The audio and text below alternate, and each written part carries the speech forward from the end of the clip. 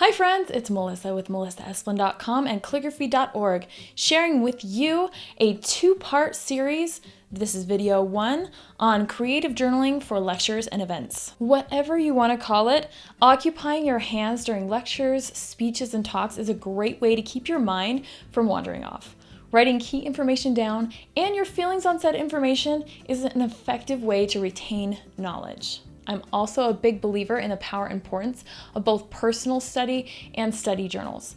So I've been journaling since the tender age of 5. Nearly 30 years later, I'm capturing conferences, vacations, ideas, and talks via my journal writing and drawing. If you want to get started and get a little bit more creative with your journaling and note-taking, check out this two-part series where I share my tools and my secrets for better journal writing.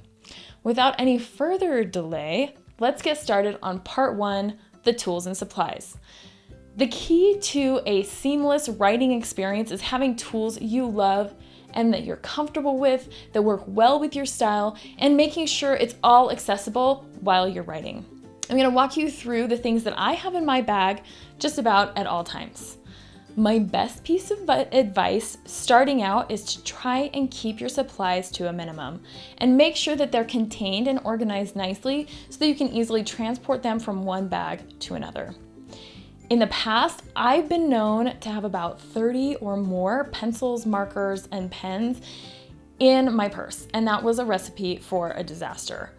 I would be constantly trying to find the right pen, and usually I just forget it when I was switching purses. It was frustrating. It's not an easy task to pare down to the essentials, but you can do it and it saves you a lot of time. So here are my personal essentials.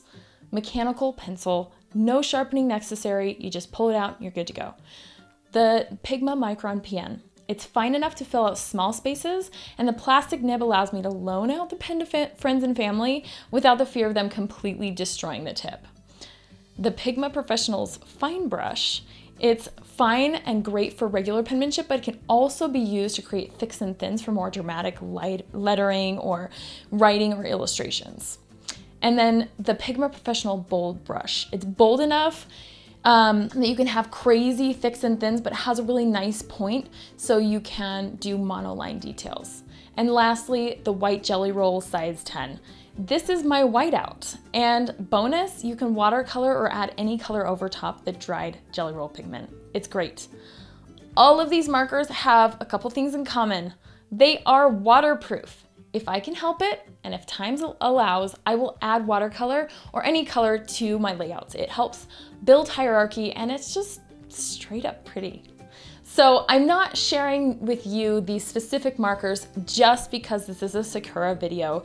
These are actually the markers that you will find in my bag at all times. I love them. I love the ink. I love how they feel. I love how they flow and work on different surfaces and different qualities of paper.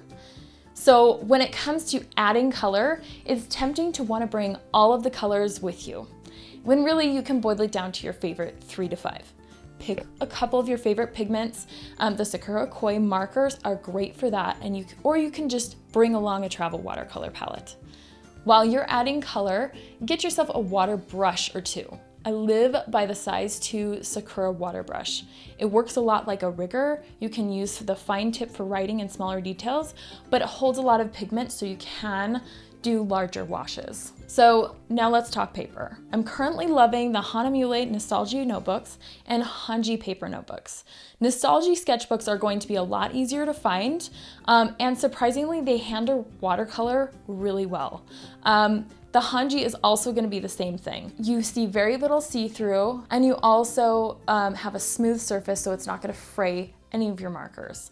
So whatever paper you find, whatever you do, make sure you get a sturdy paper that can handle wet media if you're adding color, that's smooth enough for your markers. Now, last of all, let's talk about organizing all of these elements in one place.